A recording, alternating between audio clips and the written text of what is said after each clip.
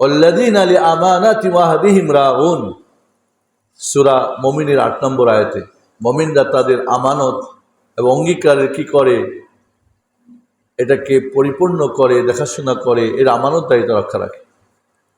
আবার মুনাফিকদের আলামত সম্পর্কে আল্লাহ রাসূল বলছেন, আয়াতুল মুনাফিকি সালাস, মুনাফিকের ৩টি আলামত। ইযা হাদাসা কাযাব, যখন সে কথা বলে মিথ্যা বলে। ওয়া ইযা ওয়াদা আখলাফ, ওয়াদা করলে খেলাফি করে। ওয়া ইযা উতুমিনা খান, যখন আমানত রাখা হয় তখন সে খেয়ানত করে। তার আমানতদারি পুরোটাই আজ পৃথিবী জুড়ে, আমাদের দেশটাই যদি আমরা খেয়াল করি, যত ফাসাদ, যত বিপদ, যত বেহায়া বেলিল্লা, যত নোংরামি নষ্টামি, চুরি ডাকাতি, খুন খারাপি, জেনা ব্যভিচার, যত প্রকারের অনিষ্ট, যত প্রকার ফেরাউনদের কাজ, আবু জাহালদের কাজ,